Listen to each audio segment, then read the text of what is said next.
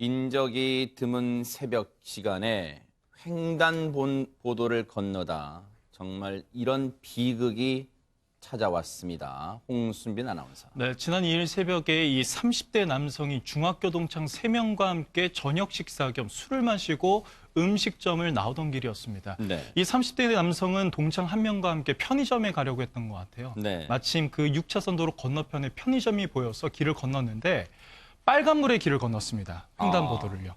이 차량 통행량이 너무 적어서 그냥 무단 횡단을 하려고 했던 것 같은데 이 남성 2명이 길을 중간쯤 건너고 있는 순간 네. 돌이킬 수 없는 사고가 발생합니다. 어허. 흰색 SUV 차량이 달려와서 이 남성 2명을 그대로 들이받습니다. 아이고. 남성 2명 현장에서 쓰러지고요. 네. SUV 차량은 현장을 수습하지 않고 그냥 달아나 버립니다. 뺑소니 친 거예요? 뺑소니 사고였습니다. 아하. 마침 그 도로 인근에는요 택시 운전기사가 있었어요. 아하. 이 택시 운전기사가 1km가량 추격한 끝에 네. 이 남성을 이제 경찰에 신고까지 해서 잡아내는데 네. 죄송합니다. 남성이 아니라 여성 가해자였습니다. 네. 그런데 이 여성이 확인을 해보니까 그 혈중 알코올 농도가 면허 정지에 해당하는 0.097% 수준이었습니다.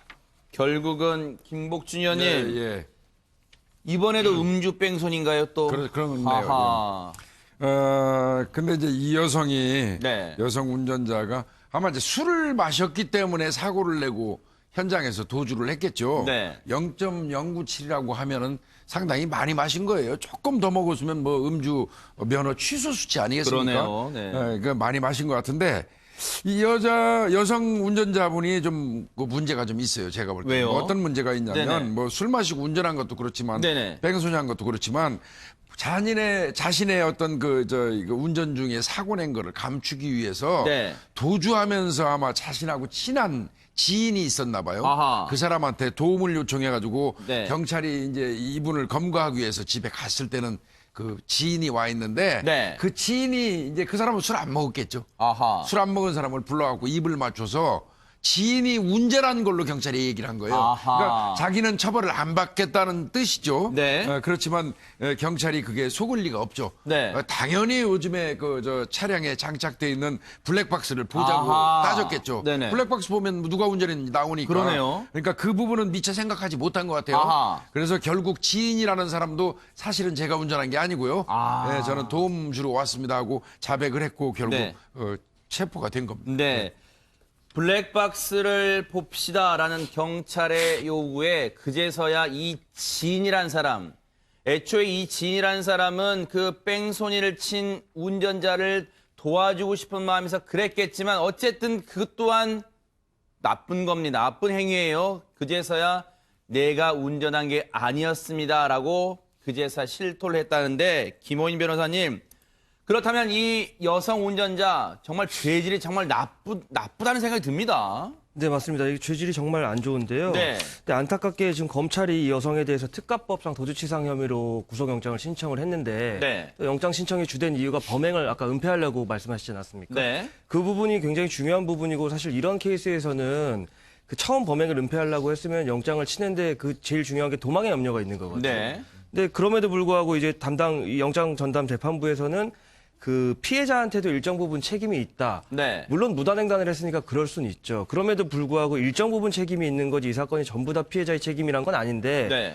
근데 왜 이런 판단을 했는지 이해가 안 되고 네. 또 향후에도 그 유사 사건에서도 또 혹시라도 이런 뭐 엄벌의 필요성이 있는데 이런 걸 보고 좀 안 좋은 영향이 있을까 봐 우려가 되는 바입니다. 네. 최단비 변호사님, 인천지방법원의 영장 전담 판사는 검찰이 청구한 구속영장에 대해서 도망과 증거인멸의 우려가 없다는 이유로 영장을 기각했습니다.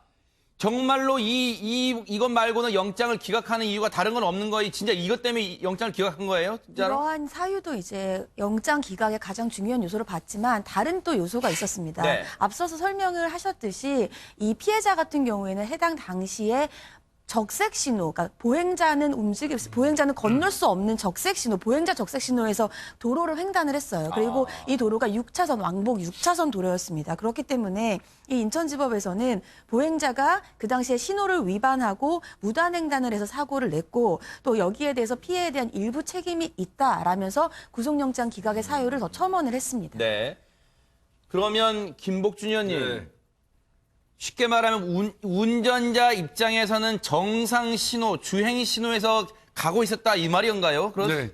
결론은 그 상태였다. 네. 내가 볼 때는 이제 영장이 사실은 기각된 그 원인 중에 아마 제일 큰 부분을 차지하는 게 아하. 6차선 그 도로에서 무단횡단, 그 자동차 전용 도로 아니겠습니까? 네. 사람들은 갈 수 없는 곳인데 아하. 그곳에서 사람이 가로질러서 신호를 무시하고 갔다고 하면 네. 그거는 서로 이 사람이 음주운전을 했다 손 치더라도 네. 운전자가 예견하지 못한 상황, 어떤 신뢰의 법칙 같은 게 작용하는데 아하. 그런 게 있지 않느냐 하고 이제 아마 영장을 기각한 것 같은데 네. 저는 그래도 김호연 변호사님 말씀하신 거에 더 동의합니다. 그렇다 손치더라도 일단은 요즘에 음주운전 얼마나 우리가 예방하자고 난립니까? 네. 그 음주 상태에서 네. 그리고 어찌됐건 횡단보도에서 뭐 신호를 위반한 사람을 치었다 손치더라도 사람이 네. 다쳤잖아요. 아하. 그러면 내려서 구조를 하는 게 사람의 도리예요, 기본적으로. 네. 그럼에도 뺑소니 쳤고 거기에 더 나가서 지인을 불러가지고 운전자를 바꿔치기 하려는 시도. 그러니까요. 그게 도주 혹은 또 증거인멸의 우려 같은 거 아닙니까? 아하. 그렇다면 영장은 발부하는 게 맞지 않았을까? 네. 저는 그런 생각은 합니다. 아니 그러면 김호인 변호사님, 물론 그 당시에 운전자 입장에서는 정상 주행을 할 수 있는 운전자 입장에서는 파란불이었다고 하더라도 그러면 아예 그 횡단보도를 건너는 그 행인들, 이 남성들 못 봤던 거예요? 이 운전자는 어떻습니까? 예, 아마 술을 거의 면허 취소 수치에 가깝게 마셔서 못 봤던 것 같은데요. 네. 그럼에도 불구하고 이 각 도로마다 규정 속도가 있지 않습니까? 네. 뭐 고속도로는 100km인데도 있고 시내 도로는 60km인데도 있는데 네. 그 각 도로의 상황과 그 아까 김복준 의원님 말씀하신 대로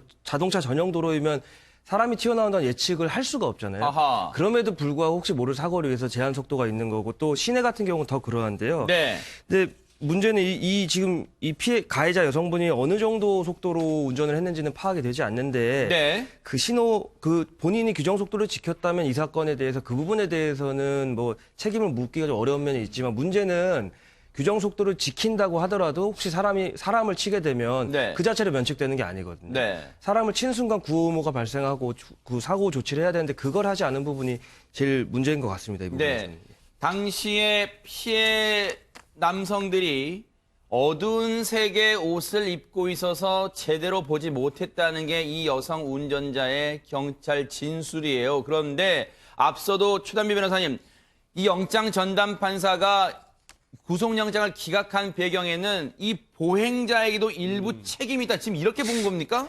이게 보행자에게 책임이 있다라는 부분이 좀 요새는 바뀌고 있어요. 아하. 이게 형사 책임과 민사 책임을 구분을 해야 되는데 먼저 형사 책임, 그러니까 처벌을 받느냐부터 먼저 말씀을 드리면 예전에는 사람이 그냥 그러니까 운전자랑 걸어가다가 아니면 신호를 위반해서 걸어가다가 부딪혔을 경우에 그럴 경우에는 보행자에게 일정 책임이 있어야 되는 게 원칙이지만 그것이 자동차 전용 도로라든지 아니면 고속도로가 아니고 일반 도로면은 적색 신호에서 건너가다가 사고가 나도 운전자에게 책임을 물었습니다. 근데 아하. 최근에 이것이 바뀌고 있어요. 네. 최근의 판례 같은 경우에는 예를 들자면 왕복 6차로 똑같습니다. 이번 사건이랑. 왕복 6차로인데 적색 신호였어요. 적색 신호에서 그러니까 보행자가 건너가다가 이 적색 신호에 건너가는 보행자를 쳤습니다. 네. 이 경우에는 원래 판례대로 한다면 운전자에게 책임을 물었는데 네. 최근 판례는 이것을 무죄로 인정한 판례가 그래요? 있어요. 왜냐하면 운전자 같은 경우에도 내가 운전자로서 파란색 신호를 보고 앞을 갔을 때에는 사람이 건너지 않을 거라고 믿는다는 거죠. 그렇기 때문에 무죄로 바뀌고 있습니다. 네. 그래서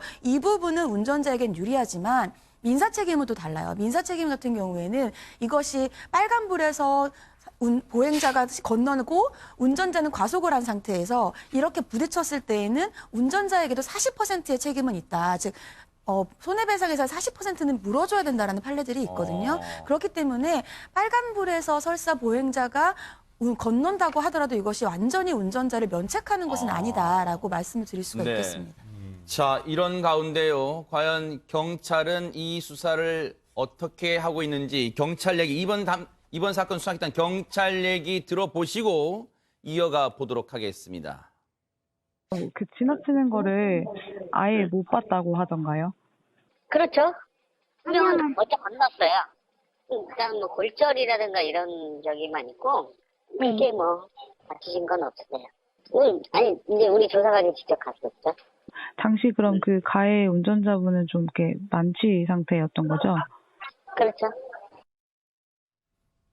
그런데 홍순빈 아나운서 지금 경찰 얘기 보면 골절을 당하신 분이 있다고 했는데 지금 앞서 얘기 중에는 두 분이 횡단보도를 건넜다 그랬잖아요. 그럼 나머지 한 분은 어떤 상태입니까 지금? 그렇습니다. 두 분 다 횡단보도를 건너다 차에 치여서 정신을 잃은 상태였는데 그중 한 명의 상태는 현재까지도 굉장히 위중한 상태입니다. 아하. 지금 대학병원 중환자실에 입원하고 있어요. 근데 의식 불명 상태라고 해요. 뇌출혈이 심해서 그 영향으로 왼쪽 팔다리에 마비 증상까지 보이고 있다고 합니다. 아이고 지금 두 분 중에 한 분은 지금 의식을 찾지 못한 상태로 위중한 상태고 나머지 한 친구분, 두 사람이 친구분 동창생이었습니다. 나머지 한 분은 지금 골절상을 입은 상태인데 김복준 의원님 지금 의식을 찾지 못한 이분이 예. 지금 두 아들의 가장이었다면서요. 아버지였다면서요. 예, 이분은 아마 이제 그 택배 일을 하시나 봐요. 네. 그래서 아마 신장도 뭐 175 이상 되고 아주 건장하신 분이라고 하는데 이런 분이 이제 그 진짜 막말로 무단횡단 한번 했다가 지금 치여가지고 거의 뭐 지금 의식을 못 찾고 있는 상황이잖아요. 네. 근데 아이들이 둘 있는데 10살짜리 하나, 5살짜리 하나가 세상에. 있대요. 근데 사고 당일날이 그 5살짜리 아이의 생일날이었다고 합니다. 아이고. 그리고 엄마한테 이제 큰아들은 좀 철이 들었으니까 그러겠죠. 자꾸 물어보는 거 봐요. 아빠 깨어났냐. 세상에 아이고. 참, 그 말을 듣는 그 엄마의 입장에서 얼마나 슬프겠어요. 좀 진짜 안타까운 사연이에요. 예. 네.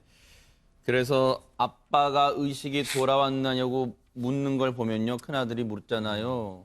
이 어머니, 아내분은 눈물이 왈칵 쏟아진답니다. 그런데 지금 구속영장은 기각됐습니다만 김호인 변호사님, 이 가해 운전자 증거를 인멸할 생각으로 뭔가 자신의 행위를 감추려고 지인까지 동원하는 그런 죄질 나쁜 행위를 했는데 어떤 처벌을 내릴 수 있습니까? 지금 일단 특가법상 도주치상이 적용이 되고요. 네. 혹시 이 사건으로 인해서 피해자가 사망한다고 하면 도주치사가 되니까 더 형량이 세지겠죠. 근데 다만 이 사건에서 재판에서 판사가 선고를 한다고 했을 때 감경 요소로는 무단횡단이라는 부분, 그러니까 피고인한테 유리하겠죠, 그때는. 근데 가중 요소로는 처음에 범죄를 은폐하려고 했던 정황, 그리고 음주로 인한 뺑소니라는 점이 이제 불리하게 적용을 할 거고요. 또 네. 그렇게 되면 제일 중요한 부분이 그 가해자의 진정한 사과와 피해자 및 피해자 가족들의 용서 여부인데요. 그 부분에 네. 따라서 형량이 결정이 될 것 같습니다. 네. 물론 이 피해자분들이 빨간불 신호, 횡단보도, 보행자 입장에서는 빨간불 건널 수 없는 빨간불에 건넜다 하더라도요. 우리 이런 걸 생각해 볼 수 있어요. 이 운전자가요. 음주 상태로 운전대만 잡지 않았다 하더라도 이런 사고 일어나지 않았을 거라는 생각을 해봅니다. 아무리 법으로 윤창호법 만들면 뭐합니까? 지금도 여전히 곳곳에서 음주 상태로 운전자를 버젓이 잡고 있는 게 횡행하고 있습니다. 김복준 의원님. 예, 맞습니다. 뭐 지금 오늘 저희가 이 말씀 드리는 것도 이 사람이 술 취한 상태에서 운전하다가 결국은 어떻게 보면 술 취하면 차량도 술 취하거든요. 네. 길거리 가다 보시면요. 운전자가 술 취해 있으면 차도 지그자그로 움직여요. 똑같이 아하. 비틀거리는 게 네. 보여집니다. 그것처럼 이 사람 같은 경우도 어떻게 보면 술만 만약에 마시지 않았다면 무단횡단하는 사람 안 치였을 수도 있어요. 인지할 수 있었을 거예요. 인지할 네. 수도 있었어요. 네. 그런 부분을 따진다고 하면 네. 이 음주운전 자체가 가장 큰 그 어떤 범행의 원인인 걸로 네. 돼서 안타깝습니다. 그리고 차제 하나만 더 말씀드리면요. 아무리 급한 일이 있다 하더라도요. 정말 무단횡단은 절대로 해서는 안 되는 삼가야 될 행동이라고 생각이 됩니다. 시청자분들도 이 점 유념하셔야 될 것 같습니다.